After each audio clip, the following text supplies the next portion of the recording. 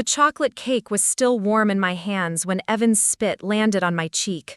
3 layers, his favorite since he was 7 years old, swirled with the buttercream frosting I'd learned to perfect from his grandmother's recipe. I'd spent the morning hunched over mixing bowls, my fingers aching with every rotation of the spoon, working slowly around the electric mixer while humming the same lullaby I used to sing when he couldn't fall asleep. That song had soothed away monsters under beds and late-night fevers. Now it hung silent in my throat as he stared at me with a face I couldn't recognize. "Clara," he said flatly, like he was talking to someone from the billing department, "this doesn't change anything."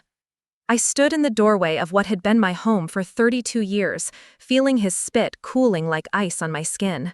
Evan's expression twisted, a blend of pity and annoyance curling the corners of his mouth. His tone was cold, professional, the same voice he used when telling his assistant the coffee was too weak or asking a client to reschedule. "Evan," I whispered, using the nickname I hadn't called him in years, "it's your birthday." He laughed, the sound jagged and unnatural. "My birthday? Jesus, Mom, do you really think a cake makes up for 3 months of unpaid rent? You think I'm still 12? The cake box trembled in my hands. I could feel the roses I'd piped so carefully getting crushed against the cardboard. Through the kitchen window behind him, I saw the backyard where I'd taught him how to ride a bike, where we'd once planted tomatoes every spring until he turned 16 and said gardening was for losers. "I have the money," I said, even though we both knew I didn't. My disability check had been slashed again, Medicare didn't cover the therapy my back needed, and the part-time grocery store job had ended when they quietly let go of the people who moved too slowly. Evan stepped closer. I caught the scent of his cologne, sharp, expensive, and tainted with something else, bitterness. Maybe even contempt. "You've been bleeding me dry for 2 years, Clara. Do you know what my colleagues think when they find out I'm still supporting my mother? Do you understand what that does to someone in my position?" His position? Regional sales manager for a pharmaceutical giant, corner office, company car, weekend golf outings with people who probably never met their mothers unless it was on a holiday with catered wine. I thought of every double shift I'd worked up the diner during his high school years, the loans I took out to get him through college, the moments I'd stood in department store aisles trying to decide between a winter coat for myself or soccer cleats for him. Every sacrifice that had once filled me with pride now felt like a wound he'd reached into with salt-covered hands. "I raised you," I said quietly, the words fragile in the air. "Yeah, and I'm grateful, but gratitude has limits, Clara. I have a life now. Sabrina and I are planning a wedding. I can't keep throwing money into the pit of your bad decisions." Bad decisions? As if chronic illness was a choice. As if the factory shutting down or the job market drying up for someone over 55 was a personal failure. As if loving him more than I'd ever loved myself had been some kind of strategic error. Where am I supposed to go? The question slipped out before I could catch it. My voice, barely more than a breath, sounded like it belonged to someone much older. He shrugged. "There are shelters, senior housing. I don't know, but it's not my problem anymore." I felt the door beginning to close. My shoulder pressed into it with sudden force, panic overriding shame. "Evan, please. It's me. It's your mother." That's when he spit in my face again. His eyes didn't blink. "You're nobody to me," he said. "Just another deadbeat tenant who can't pay her bills." The door slammed shut. I heard the deadbolt slide into place, the same lock I'd taught him to use when he was 8 and terrified of burglars. I didn't know how long I stood there, clutching the cake. When I finally moved, I made it to the curb and sank onto the sidewalk, cold cement pressing against my legs through threadbare pants. The cake box sagged in my lap, soaked with tears I didn't know I was crying. Cars passed. Neighbors I'd known for years drove by, faces turned toward the road. No one stopped. No one wondered why Clara Winslow was sitting on the street with a birthday cake at 4 in the afternoon. I opened the box and looked inside. The cake was still intact, mostly. 3 layers: mother, provider, memory. One side had collapsed slightly where it had been crushed against the box, but the piped lettering was still legible. Happy 29th birthday, Evan. Love always, Mom. Love always? What a joke. I took a bite. It was perfect. Moist, rich, the balance of vanilla and cocoa just right. It was the kind of cake that said, I know you, I remember, I care. But none of that mattered. Not when the person it was made for had already decided I was disposable. The sun began to dip, casting golden light on the street, the same color as the roses on Evan's cake. I saw porch lights blink on, imagined families sitting down to dinner, dogs barking for scraps, homework battles beginning, all the familiar rituals of home, and I sat there, invisible in the middle of it. An hour passed, then another. A police car slowed as it rolled by. The officer inside gave me a glance, then kept driving. Maybe he thought I was drunk, or mentally ill, or someone else's problem. By the time full darkness fell, I understood I wasn't just alone tonight. I was alone in a new, irrevocable way.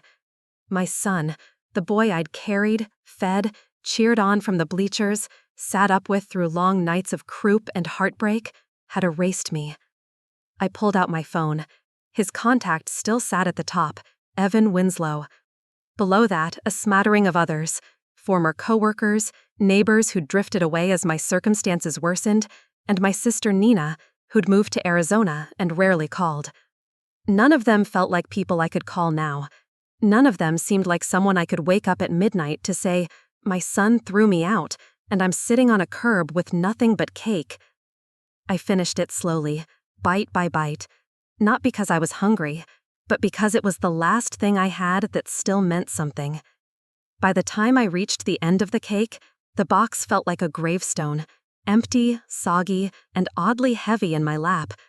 The cold was creeping up through the cement, into my hips and spine, reminding me of every year I'd carried Evan on my back through flu seasons and unpaid bills. I leaned against the rusted chain-link fence behind me, letting my head rest on the cold metal. The city hummed around me, car engines, murmured conversations, the low moan of a distant train, and none of it included me. Tomorrow, I told myself. Tomorrow, I'll figure something out. But tonight, I would just breathe. Just try and make sense of how 30 years of loving someone could vanish with a slammed door. The kind of vanishing that left bruises not on the skin, but somewhere deeper, somewhere love used to live. 3 weeks after the rain stopped, though I hadn't noticed when it had started, I discovered that invisibility wasn't a curse from some fairy tale. It was a skill, a form of adaptation, a way of walking through the world without creating ripples. I learned it at Beacon Haven Shelter on 4th Street, where the cot they gave me was wedged between Rosa, who whispered Spanish prayers in her sleep, and Tracy, who'd been evicted when her disability check was swallowed by a glitch no one seemed eager to fix. I learned it in line at Hopewell Kitchen, eyes lowered, hands still, accepting the lukewarm soup and the bread that cracked at the edges. Learned it as I passed by homes that once felt like mine. Places where I'd once brought Evan trick-or-treating, where I'd handed out cookies to kids, where I'd watched leaves gather on porches that had once welcomed me. The hardest part wasn't hunger. It wasn't even the cold that gnawed at my bones each night. It was memory, muscle memory, the ghost habits of motherhood. I still woke up with the urge to call him, still checked my phone, still fought the reflex to walk toward the house I no longer had, still caught myself imagining how he liked his coffee, whether he'd worn a coat, whether his stomach was full. That instinct didn't disappear. It just sat silently in my chest like a bird that had forgotten how to sing. On my 23rd day without a home, salvation, or something close to it, found me inside a Burger Barn cafe. I'd been nursing a coffee for 3 hours, pretending to read job listings while trying to ignore the aching hollowness in my belly. At the booth behind me, 2 women were talking, their voices overlapping. "She just walked out yesterday," one of them said. "Didn't even give notice. Left Eleanor sitting in her own filth for hours before the day shift found her." "These caregivers today," the other replied with a sniff. "Back in my day, people had pride in their work." I turned before I could second-guess myself. "Excuse me?" I said, my voice scratchy from days of disuse. "Were you talking about a caregiving job?" The first woman gave me a once-over. Her eyes landed on my thrift store coat, my limp hair, the way I held my cup like a lifeline. "You have experience with elder care?" I thought about the years I'd cared for my own mother, bathing her, feeding her, rubbing lotion onto her legs while she winced through the pain. Thought about the nights I'd sat beside her, counting her breaths, whispering stories just to remind her she was still here. "Yes," I said, simply. That afternoon, I stood in front of a house in Maple Hollow. The yard was tangled with weeds and the paint peeled at the corners. But there were flowers in pots on the porch. The windows were clean. It didn't shout wealth, but it whispered, "Someone still cares." Eleanor Hart was 91, sharp as a tack, though her body had betrayed her. Her right side dragged from a stroke. Her hands, curled like brittle twigs, trembled when she tried to lift her tea. But her eyes were bright, and they met mine without flinching. "You don't look like the others," she said when I introduced myself. "The agency sends girls who check their phones more than they check my breathing." "I don't have much of a life to check on," I said before I could stop myself. She smiled, a slow, thoughtful curl of the lips, the first genuine smile I'd seen in weeks. "Good," she said. "Neither do I. We might just get along." The job paid just above minimum wage, but it came with something more precious than money: purpose. 8 hours a day, I mattered. I had a name again. I had tasks that made a difference. I helped Eleanor bathe, eat, stretch. I read to her, cheap romances and dusty mysteries with detectives who always forgot crucial clues. We watched old films. She told me about her husband, long gone, and the garden she used to tend until her hands betrayed her. More importantly, she never asked why I was there, never asked where I'd come from or why someone like me had shown up desperate for a job most people avoided. Maybe she sensed it. Maybe she understood that some wounds are too fresh to name. We lived in the present. Her needs, my ability to meet them. That was enough. After 4 weeks, Eleanor asked me to move into the spare room. "The rent's nothing," she said, a little shyly. "Just help me at night. I get scared when it's quiet." I understood too well. About quiet. About being scared. So I moved in. 2 garbage bags of clothes, a photograph of Evan I couldn't throw away, and the notebook I'd started in the shelter. Just scraps of thought, fragments of grief, pieces of who I used to be. The room was small, with rosebud wallpaper and a twin bed, but the mattress was soft, the walls were solid, the door had a lock. That night, as I lay under a lavender-scented quilt, I cried until my ribs hurt. Not from sadness, not exactly, but from relief, from being safe, from being somewhere. The work, I quickly discovered, was harder than I'd expected. Eleanor's diabetes required more than simple mealtime insulin. It meant learning to monitor her blood sugar with care, managing the timing of medications that conflicted with each other, and reading charts that made my eyes blur. She had an array of pills. Some needed food, others required an empty stomach. Some she hated, some she forgot, some she'd learned to pretend to take. Her schedule was filled with doctor's visits, physical therapy, and insurance paperwork that could confuse anyone who hadn't already memorized the labyrinthine system. I started using color-coded sticky notes and a worn spiral-bound planner I found in Eleanor's desk drawer. It felt like organizing a small military campaign. But strangely, I was good at it. Maybe because I'd spent so many years tending to everyone else, anticipating needs, solving problems before they turned into disasters. All the instincts of a mother translated into this job: patience, vigilance, the ability to function on little sleep, to soothe fear, to care when no one else was looking. "You're different," Eleanor said one evening, as I helped her into her favorite nightgown, the one with blue flowers. "You notice things." "What kind of things?" "That I like my toast dry, that I get anxious when it rains, that I sleep better when the hallway lights off." She studied me. "Most people see an old woman in a wheelchair. You see a person who's still here." I tucked the blanket around her shoulders, just like I used to do for Evan, back when he was small enough to need it. "Everyone deserves to be seen," I murmured. "Even you." The words caught in my throat, because I knew they weren't just for her.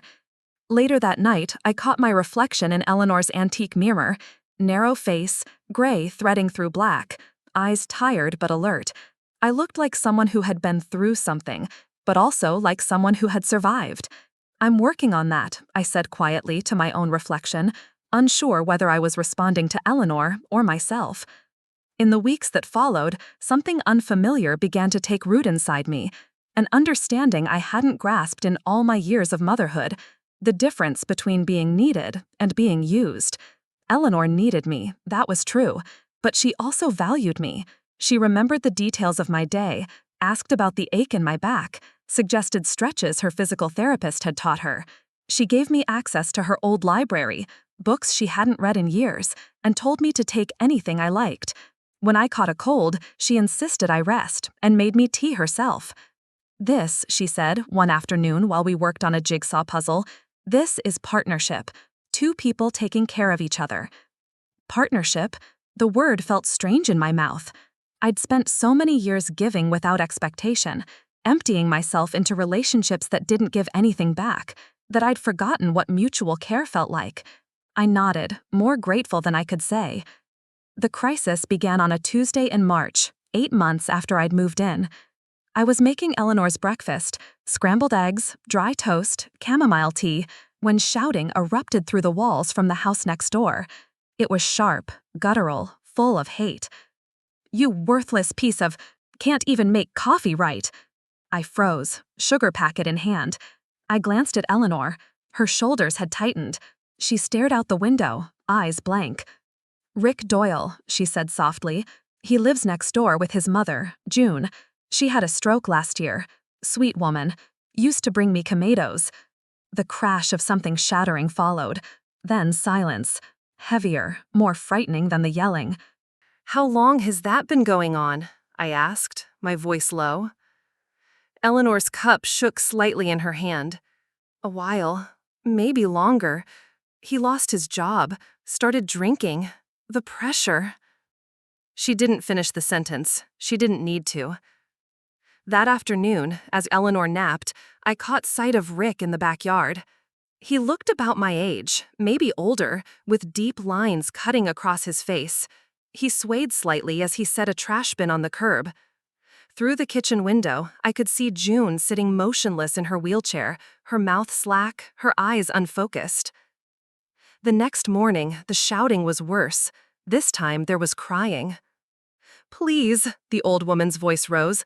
"Please, I'm sorry." I set Eleanor's breakfast tray down, untouched. My feet were moving before I could stop them, toward the window, toward the sound. In the neighboring yard, Rick was dragging the wheelchair roughly across the patio. June was still in it, her head tilted at an unnatural angle. He yelled about medication, about doctor bills, about being trapped. "Clara," Eleanor said from behind me. Her voice was firm but quiet. "Don't get involved. People like that, they don't want help. They want someone to blame." But my body was already at the door. Maybe it was instinct, the same one that had made me step between Evan and his father more than once when words turned into fists. Maybe it was the muscle memory of motherhood. Or maybe it was just that I knew what it felt like to be powerless, to need someone to step in and find you in the dark. I crossed the yard and knocked. Rick answered with a beer still in his hand, even though it wasn't 9 yet. His eyes were red-rimmed, his expression twisted with suspicion. "What?" he snapped. "I'm Clara," I said gently. "I take care of Eleanor next door. I paused, kept my voice even. I wondered if you needed help with your mother." He stared at me like I'd slapped him. "Help? Lady, I don't need some do-gooder sticking her nose in." Behind him, I could see June in the wheelchair, a bruise on her forearm. Her mouth trembled, but her eyes locked with mine. "I'm not judging," I said. "I know how hard it is. Caregiving can break you if you're alone." Something flickered in his face. Exhaustion, maybe, or shame. "You have no idea," he muttered. "She doesn't remember my name, but she remembers to scream every time I forget her pills. I haven't slept in 2 years. I can't go anywhere. No one helps." I looked at him, really looked, saw the fraying edges of someone unraveling. "When's the last time you had a break?" "A break?" he laughed. "Who's gonna give me a break? Social services? My friends? They disappeared 2 months in." "I could sit with her," I said. "Just a few hours a week. You get rest, run errands, shower, sleep." He blinked. "Why would you do that?" "Because someone should have done it for me. Because someone should have seen me when I was crumbling. Because no one had knocked on Evan's door to stop what he did." I said simply, "I know what it's like to be thrown away." That afternoon, I sat with June Doyle while Rick went to the grocery store for the first time in what he said was 3 weeks. His departure was hesitant, his eyes scanning my face like he wasn't sure if he was leaving his mother with a stranger or a lifeline. June was more alert than I'd expected. Once Rick was gone and the quiet settled around us like a soft blanket, she relaxed visibly. "He's not bad," she said, her words slurred but understandable. "Just scared, lost, doesn't know how to ask." Her fingers trembled as I helped her with lunch, soft eggs and toast with jam. As I wiped her chin, I saw the bruises again. Not deep, not intentional maybe, but undeniable. I didn't ask how they happened. I didn't need to. Instead, I listened. She told me about her rose bushes, now overrun by weeds. About Rick as a boy, gentle, curious, afraid of the dark. About the stroke that had left her body unreliable and her words slow, as if swimming through syrup. I helped her to the bathroom, careful and slow. She leaned her forehead against mine when I knelt to help her with her shoes. "Thank you," she whispered. "You're kind." When Rick returned, I had a list ready. Support groups, respite care, adaptive equipment, information about in-home nursing, sliding scale therapy options, hotlines for overwhelmed caregivers. He looked at it like it was written in another language. "You don't have to do this alone," I said gently. In the following weeks, I started visiting the Doyle house 3 afternoons a week. It wasn't easy. June's needs were intense: bathing, feeding, constant repositioning. Her mind drifted more with each passing day. And Rick's moods were unpredictable. Some days he greeted me with a nod of gratitude, others with silence or suspicion. But something shifted. He began attending the caregiver support group I recommended at the Unity Resource Center. He cut back on drinking. He slept, finally, deeply, knowing someone competent was with his mother. He began shaving again, eating regularly, and most importantly, he began speaking to June with something that sounded like tenderness. "You saved us," he said one afternoon as I packed up. His voice cracked. I don't know what I was about to do, but it wouldn't have been good. I thought about that moment later while sitting in Eleanor's kitchen as she worked on her crossword puzzle. How close Rick had come to breaking. How easily that story could have ended in tragedy. How many June Doyles sat in dark rooms right now, frightened, alone, depending on someone who didn't know how to cope. "You did something brave," Eleanor said that night, her eyes still on the puzzle, "but dangerous." I looked up. What if he'd hurt me? She gave a slow, almost imperceptible nod. "Or told you to get lost. Not everyone wants to be saved." "Then I would have called protective services," I said. "But sometimes people just need to be seen, just need one person to knock on the door." She put down her pencil and looked at me with that fierce, unflinching gaze I was coming to know so well. "Is that what you needed?" she asked quietly. "When Evan—" She trailed off. We didn't often talk about my son directly, but she knew. She'd seen me write letters I never mailed, watched me linger too long with my phone in hand, hoping for something that never came. "Maybe," I said. "Or maybe I just needed to become the person who knocks." Word of what I'd done spread, though not in a dramatic way. Eleanor wasn't one for gossip, and I certainly wasn't broadcasting. But people talk. Neighbors, visiting nurses, other caregivers who began to ask for advice. Within 6 months, I was working with 3 families, coordinating doctor visits, recommending mobility aids, helping burned-out daughters navigate Medicaid, teaching sons how to bathe their fathers without shame. No degree, no license, but I had something better: lived experience and the quiet trust that I wasn't there to judge, only to help. Eleanor watched all this with a kind of quiet pride. "You're becoming someone important," she said one night while I updated a medication chart at the kitchen table. "I'm becoming useful," I corrected. "There's a difference." "Is there?" she asked, raising an eyebrow. "Seems to me usefulness is just importance without the need for applause." I thought about that as I lay in bed later, the hum of the house settling around me. The twin bed, the rosebud wallpaper, the small sanctuary I'd built from nothing. For the first time since Evan's birthday, I felt like I was growing something, not just surviving. 2 years after I first knocked on Rick Doyle's door, I stood in the community center conference room, facing a dozen tired, hopeful, haunted faces. "Welcome to our monthly family caregiver support group," I said, hands folded. "I know it's not easy to be here.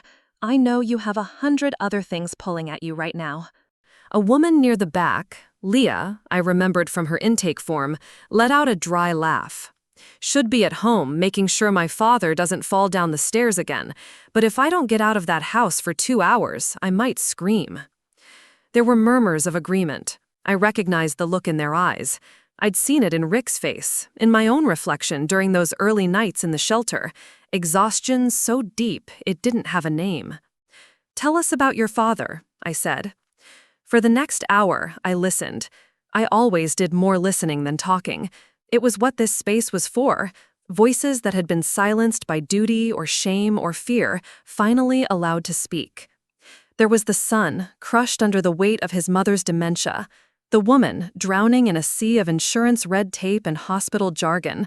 The wife, who hadn't slept through the night in 4 years because her husband's Parkinson's made him wander at 3 a.m.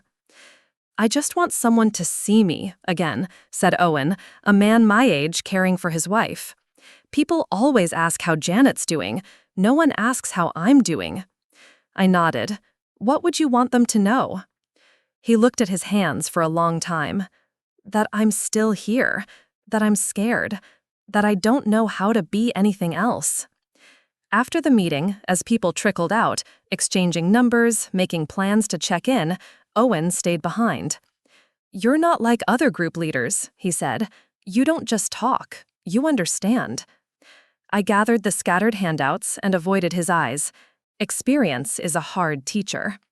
"What did it teach you?" I paused. In the years since that curbside birthday, I had rebuilt not just my life, but my understanding of love, of worth, of who deserved to sit at my table. "That rock bottom," I said, "can be a foundation, if you're willing to build on it." Owen nodded slowly, the weight of what I'd said settling over him like a blanket stitched with recognition. He didn't press further, didn't ask what my rock bottom had looked like, but I saw something change in his expression, a flicker of connection, the kind you only get when someone sees the road behind your eyes and recognizes the terrain. After that night, the group grew. People who came once brought friends. Visiting nurses left my name with families too exhausted to know where to begin. The staff at Unity Resource Center offered me a spare room for storing materials, binders full of pamphlets, guides for navigating Medicaid, legal forms, lists of equipment rental programs. I printed it all myself, hole-punched each page, built what I wish had existed when I was alone and desperate. It was never just about the paperwork, though. The work became something quieter and more sacred, matching stories, building bridges. When Mrs. Kaplan needed someone to sit with her husband while she had her own medical appointment, I introduced her to Mrs. Nguyen, whose mother was at adult daycare during that same window of time. When the Millers broke down under the weight of their son's brain injury, I connected them with the Connors, who had already walked through that storm 5 years before.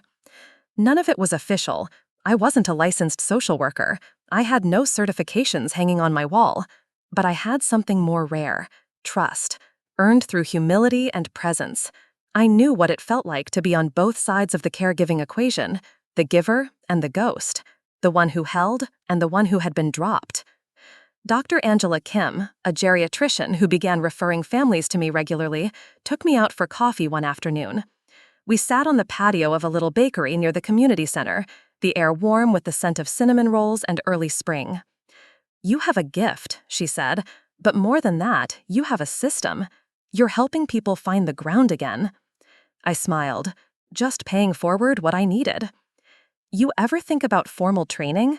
Gerontology, social work, certification would open doors. You already do the work, you just need the paperwork to back it up." The idea stayed with me. That night, back at Eleanor's, I looked through the course catalog for the local community college: gerontology, health advocacy, care coordination. I circled classes with a pen that trembled in my hand. I was 59. The thought of sitting in classrooms filled with students young enough to be Evan's friends made my stomach twist, but I registered anyway.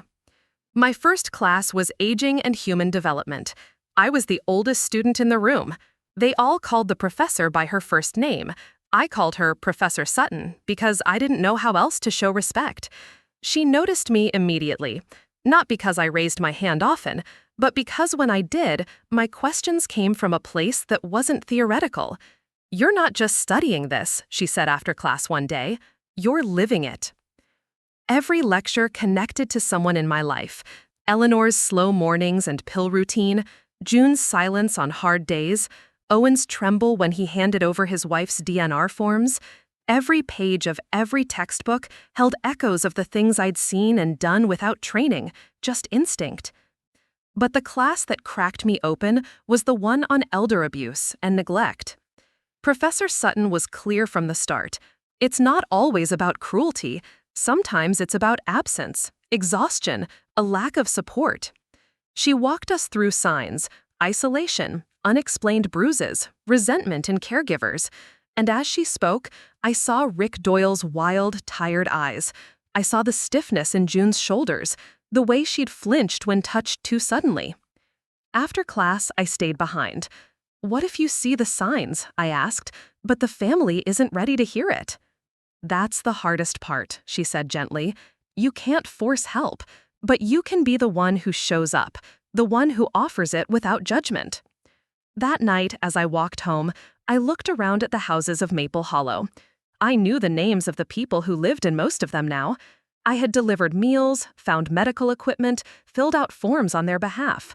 I'd held hands, changed bedding, called ambulances when needed. I wasn't just living in this community, I was part of it.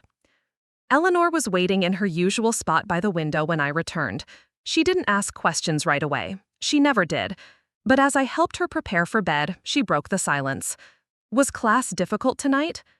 We talked about abuse prevention. She nodded, lips pressed together in a line of thought. I helped her into her favorite flannel gown and pulled the covers to her chest. "Do you still think about him?" she asked softly. I froze for just a second. Every day, I wanted to say. Every single day. But not like before. "Not the same way," I told her, as I tucked the blanket around her knees. "I used to think about him and feel hollow, like there was a piece of me missing. Now, I feel sad. For him. For what he's missing." Eleanor looked at me for a long moment. "And what is he missing?" I gestured gently around the room. The soft lighting, the books on her nightstand, the framed photos of a life full of connection, however imperfect. "This," I said, "the feeling of being part of something that matters, of mattering to people who matter back." Her hand found mine beneath the quilt. "You've built a good life, Clara. Different from what you planned, but good." Later, alone in my room, I sat at my desk and opened my journal. I wrote about the meeting with Owen, about the way Leah had stayed after the support group to ask about filing a power of attorney, about how the Connors had sent a thank you card after connecting with the Millers. I wrote about Eleanor's steady hand and the tea she made me when I was sick. I wrote about love, not the kind that expects things, but the kind that offers itself up without demand. And I realized something I hadn't been able to name until that moment. I wasn't lost anymore.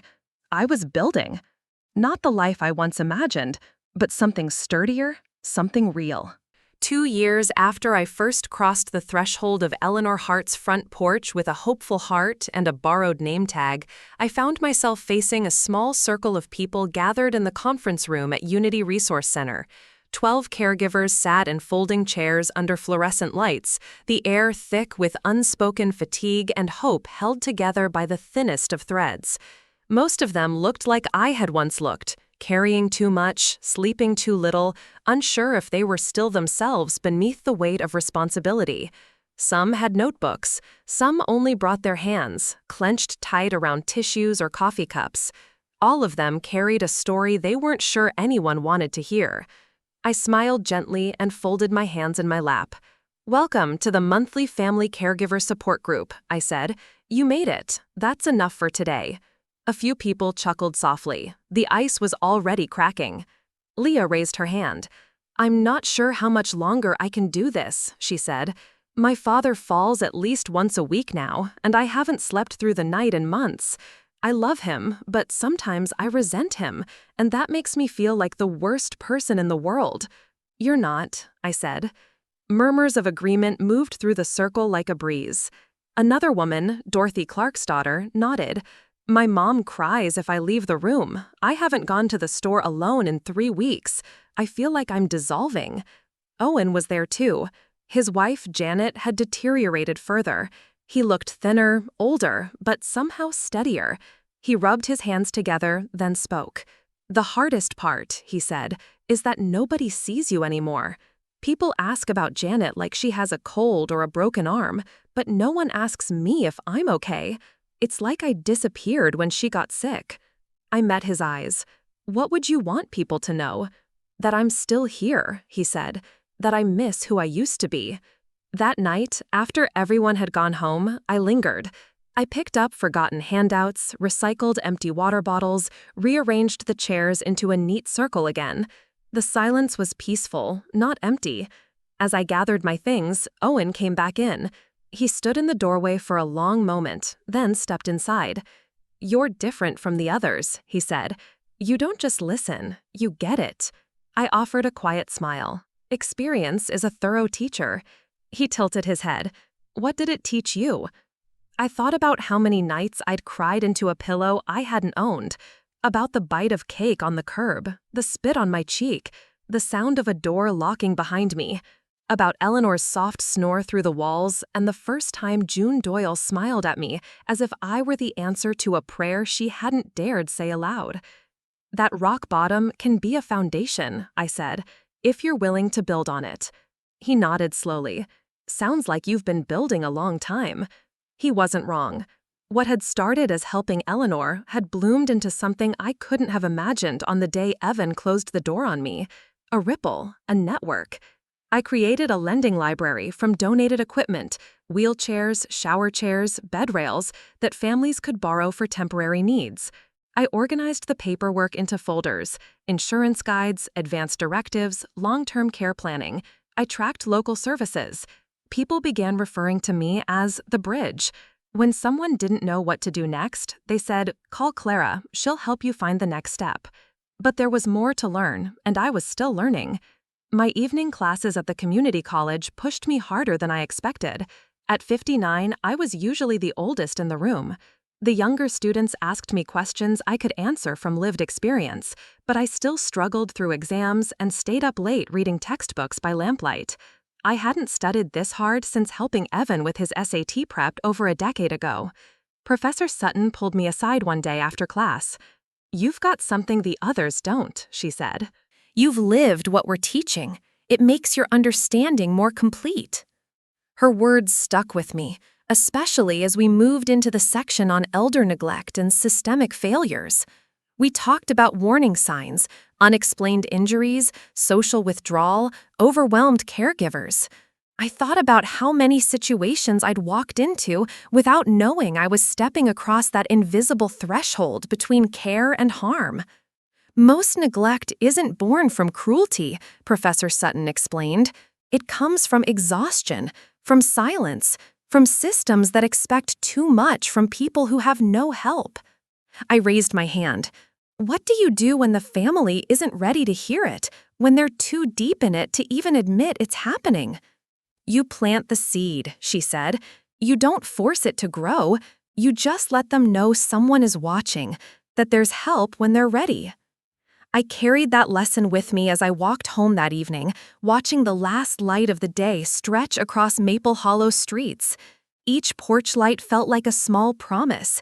Each house held a story I might one day be asked to enter gently, compassionately.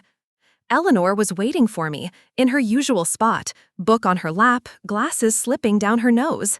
"How was class?" she asked. "Challenging," I replied honestly.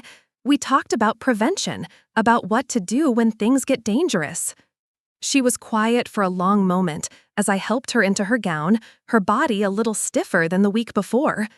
"Do you think about him?" she asked. "Your son?" "Every day," I thought, "but not in the way I used to." "I do," I said, as I pulled the blanket over her legs, "but now I feel something different." "Which is?" "Pity," I admitted. He missed all this, all the people, all the grace. He doesn't know who I became. She reached out and touched my hand. "You became someone the world needed." I smiled and sat beside her until she drifted to sleep, her breath a steady rhythm in the stillness of the house. Then I walked to my room, opened my journal, and wrote, "I am no longer the woman on the sidewalk. I am the one who opens the door." The phone call came on a cool Thursday morning in October, 3 years after I'd last heard Evan's voice. I was in the Unity Resource Center kitchen, preparing the usual carafes of coffee and hot water for tea for our support group. Outside, the trees were glowing red and gold, autumn in full bloom, the season of letting go. Sunlight streamed in through the window above the sink, catching the steam rising from the mugs like smoke from a fire just put out. My phone buzzed. Unknown number. I almost ignored it. Most of my calls these days came from clients or medical offices. But something in me paused, an old, quiet instinct. "Meline?" the voice on the line asked. My heart stuttered in my chest. He hadn't called me Mom, hadn't even asked if I was okay. "It's Evan." I set down the coffee pot and leaned against the counter. The room suddenly felt smaller. "I need your help," he said, voice cracking, brittle with emotion that sounded foreign on him.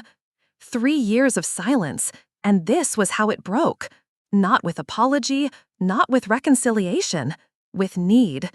Some things, I thought, never change. "What kind of help?" I asked, keeping my voice calm. There was a bitter, breathy laugh on the other end. "Sabrina left me," he said. "Turns out throwing your mother out on the street doesn't exactly inspire confidence in a marriage. She took half of everything. My job, gone 6 months ago. Downsizing, they said, but I think it was the drinking. And now," he trailed off, and I waited. "Now, I'm being evicted. I don't have anywhere to go." I listened to the silence stretch across the line. It didn't feel triumphant or vindicated. It felt like watching someone arrive at a cliff you had already fallen from. "I'm sorry to hear that," I said, and I meant it. Not sorry enough to offer what he was really asking for, but enough to feel the deep, weary ache of recognition. I had once been where he stood now. "I thought," he cleared his throat, "I thought maybe you could help me figure things out. You always fixed things for me." The old me would have wept at those words, would have rushed in with resources, comfort, food, a key. The old me would have taken it as a sign that he still saw me, that he still needed me. But the old me had died on a sidewalk with a birthday cake in her lap. "I can give you some resources," I said. "Contacts, shelters, programs for people in crisis." "Resources?" he snapped. "I'm not asking for a pamphlet, Clara. I'm asking for help, real help." "Clara, not Mom. What kind of help are you looking for?" I asked, my voice soft but unwavering. "A place to stay, just for a while. A loan for rent. Someone to vouch for me. You have connections now, right?" I thought about Eleanor, about Owen and Leah, about the families who trusted me. about the community I'd built from scratch, earned through sweat, late nights, and unwavering presence. They looked to me because I had learned how to show up, how to be steady, because I didn't flinch when things got messy. "Evan," I said quietly, "what makes you think I would help you after what you did to me?" There was a pause. "Because you're my mother." I swallowed hard. "I was your mother 3 years ago, when you spit in my face, when you called me a deadbeat and turned the lock. What's changed since then?" "I made mistakes," he said. "I was under pressure. I said things I didn't mean."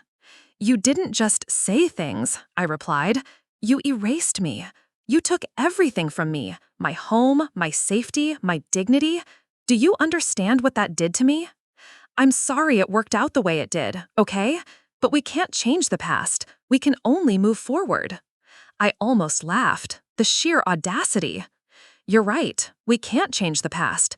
And I am moving forward, but not with you." His voice shifted, rising in volume.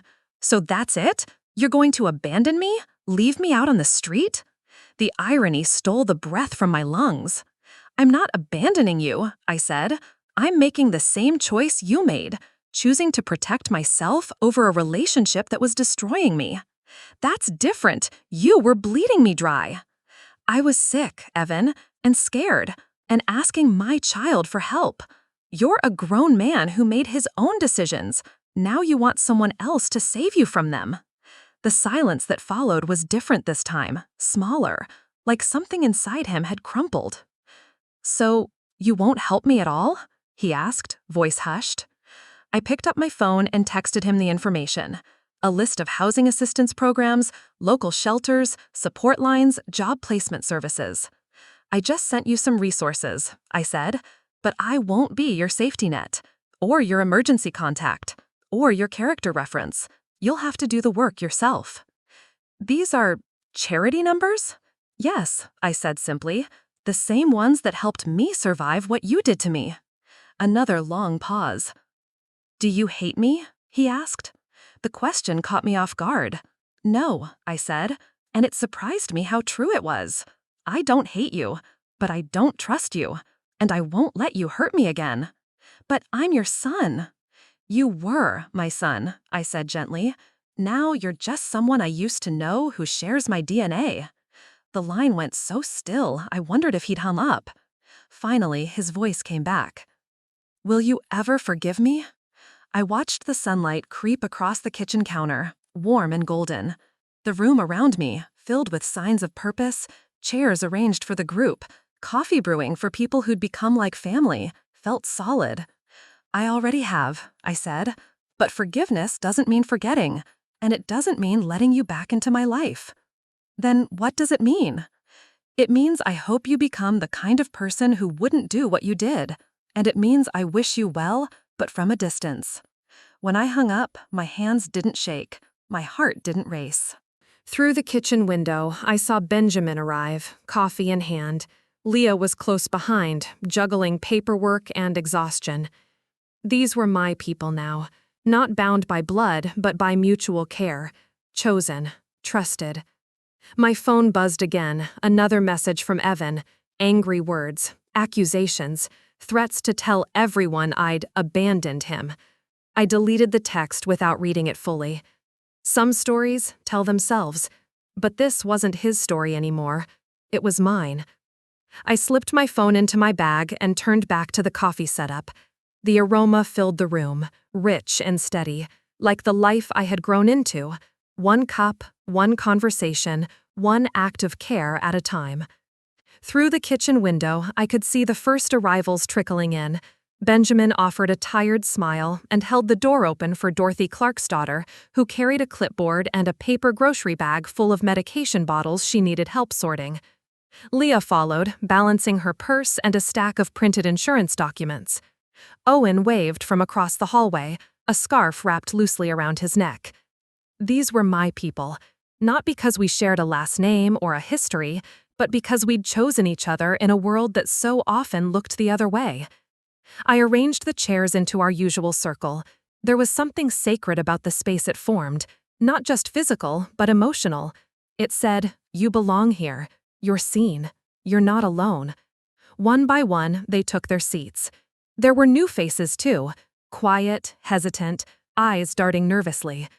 I welcomed them the same way I always did, with a nod and a softness in my voice that I'd learned didn't need to be loud to be powerful. When the last chair was filled, I poured myself a cup of tea and sat down in my place at the circle's edge, not above or outside of it, but within it. Before we begin, I said, I want to share something. The room quieted. The fluorescent lights buzzed faintly overhead. Someone called me this morning, I continued, folding my hands. Someone I haven't heard from in 3 years. Someone who hurt me very deeply. They didn't need to know the name. Some of them already knew the shape of that wound, even if I'd never described it fully. The abandoned mother, the invisible caregiver, the woman who had once sat on a curb with a chocolate cake, believing herself disposable. He asked for help, I said, and for a moment I remembered who I used to be, the woman who would have done anything to make it right, who would have sacrificed everything to be needed, even by someone who never showed her love in return. Several people nodded.